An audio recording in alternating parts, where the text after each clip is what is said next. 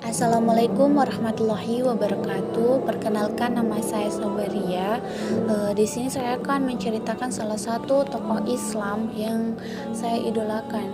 Langsung saja mungkin ke biografinya. Beliau bernama Abu Ali Muhammad Al Hasan bin Al Haytham atau Ibnu Haytham, lahir di Basrah tahun 965 dan meninggal di Kahira tahun 1039 pada umur 74 tahun. Beliau di barat lebih dikenal dengan nama Al-Hasan.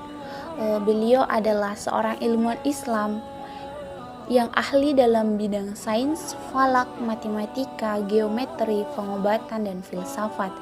Beliau juga banyak pula melakukan penelitian mengenai cahaya dan telah memberikan banyak inspirasi pada ahli sains barat seperti Roger Bacon dan Kepler dalam menciptakan mikroskop dan teleskop. Ibnu Al-Haytham membuat kemajuan besar dalam bidang optik, sains fisikal, dan kaidah saintifik. Usaha Ibnu Al-Haytham berkaitan optik dianggap sebagai penyumbang kepada penitikberatan eksperimen dalam sains. Pengaruhnya terhadap sains dan optik khususnya disanjung tinggi dan menjadi pembuka tirai kepada era baharu dalam penyelidikan optik.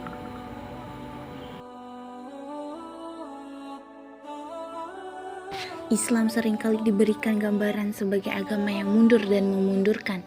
Islam juga dikatakan tidak menggalakkan umatnya dalam menuntut dan menguasai berbagai lapangan ilmu. Kenyataan dan gambaran yang diberikan itu bukan saja tidak benar, tetapi bertentangan dengan hakikat dan sejarah yang sebenarnya.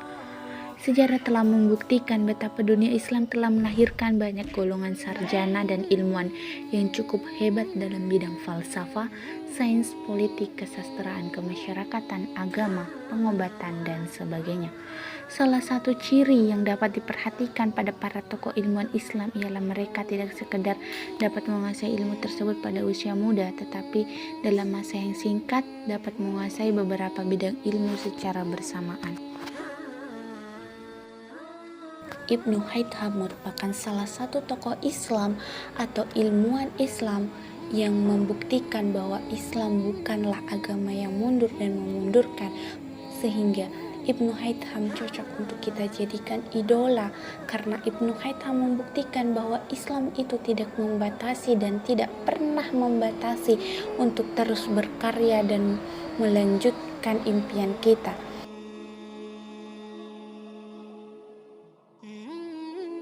Ibnu Haytham merupakan ilmuwan yang gemar melakukan penyelidikan.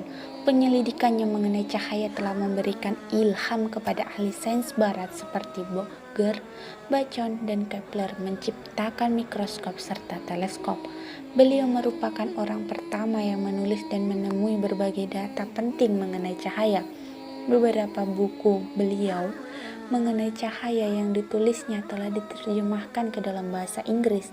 Di antaranya ialah Light dan On Twilight Phenomena.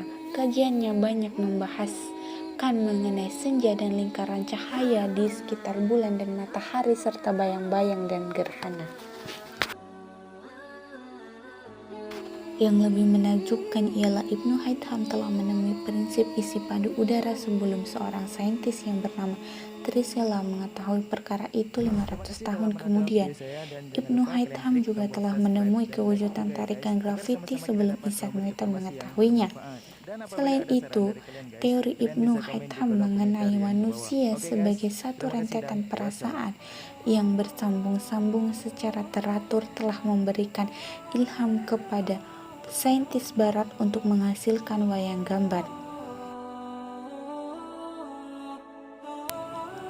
Selain sains, Ibnu Haytham juga banyak menulis mengenai falsafah, logik, metafisik, dan persoalan yang berkaitan dengan agama. Beliau turut menulis ulasan dan ringkasan terhadap karya-karya sarjana terdahulu. Penulisan falsafahnya banyak tertumpu kepada aspek kebenaran dalam masalah yang menjadi pertikaian. Bagi Ibnu Haytham, falsafah tidak boleh dipisahkan daripada matematik, sains, dan ketuhanan. Ketiga-tiga bidang dan cara cabang ilmu ini harus dikuasai, dan untuk menguasainya seseorang itu perlu menggunakan waktu mudanya dengan sepenuhnya. Apabila umur sudah semakin meningkat, kekuatan fisikal dan mental akan turun mengalami kemerosotan. Ibnu Haytham membuktikan pandangannya apabila beliau begitu gairah mencari ilmu dan mendalami ilmu pengetahuan pada usia mudanya, sehingga kini beliau berjaya menghasilkan banyak buku dan makalah.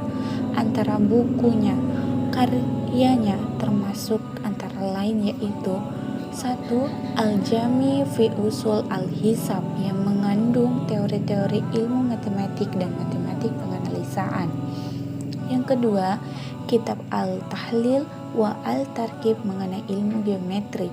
Yang ketiga, kitab Tahlil Al-Masail Al-Adiyah tentang algebra, dan kitab-kitab beliau yang lainnya. Namun sayangnya, walau bagaimanapun sebagian karyanya lagi telah dicuri dan diceduk oleh ilmuwan barat tanpa memberikan penghargaan yang sewajarnya kepada beliau. Sesungguhnya barat patut berterima kasih kepada ilmu Ibnu Haytham dan para sarjana Islam, karena tanpa mereka kemungkinan dunia Eropa masih diselubungi dengan kegelapan.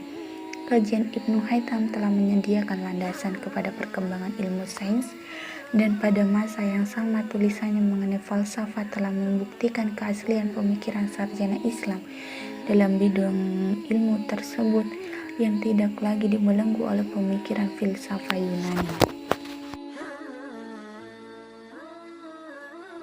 Hikmah yang bisa diambil dari meneladani tokoh Ibnu Haytham ini adalah teruslah berkarya dan membangun apa yang kita cintai.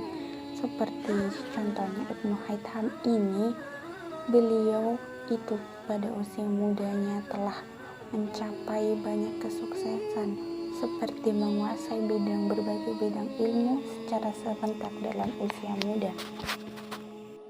Sekian cerita singkat mengenai Ibnu Haytham.